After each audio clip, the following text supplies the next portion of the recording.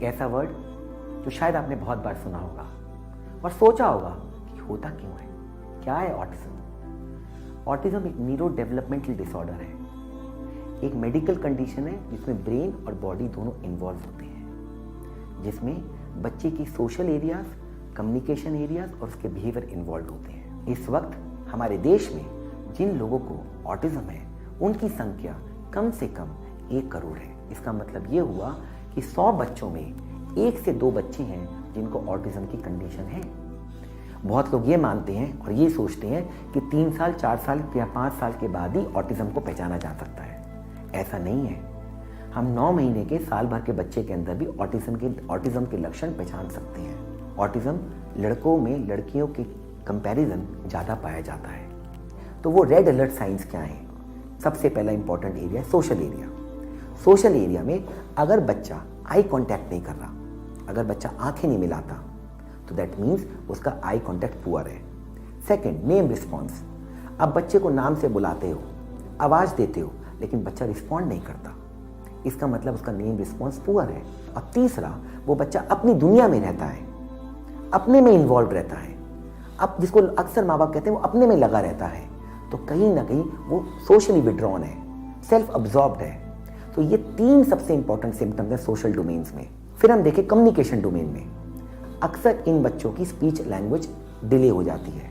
1.5, 2, 2.5 साल तक इनकी स्पीच लैंग्वेज नहीं आती, और अगर आती भी है तो ये भूल जाते हैं। इसका मतलब इनकी स्पीच आती है, कुछ शब्द बोलना शुरू करते हैं, फिर ये वो शब्द चले जाते हैं, जिसको हम बोलते हैं रिग्रेशन। अगला रेड अलर्ट साइन ऑटिज्म के लिए है कि बच्चा कम्युनिकेट नहीं कर पाता। जैसे बाकी लोग हैं, बाकी बच्चे हैं, चीज़ों के लिए इशारा करते हैं, चीज़ों के लिए देख के मुड़ के देखते हैं, तो कहीं ना कहीं वो पिन पॉइंट नहीं कर पाते। तो अगर ये पिन पॉइंटिंग लैक है बच्चे के अंदर, या आपका हाथ ले आके उस चीज़ पे हाथ रखता है, तो वो भी एक रेड अलर्ट साइन है। अगर हम बिहेवियर में आए तो बिहेवियर में हम देखेंगे कि इन बच्चों के कुछ खास इंटरेस्ट बन जाते हैं, कुछ खास इनके एक ही चीज़ को वो बार बार करते रहते हैं।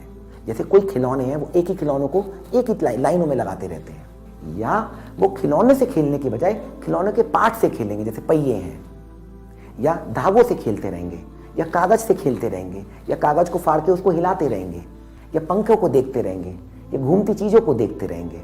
तो पर्टिकुलर चीज़ों की तरफ उनका आकर्षण होता है। एक चीज़ और देखते हैं जिनको हम बोलते हैं सेंसरी इश्यूज।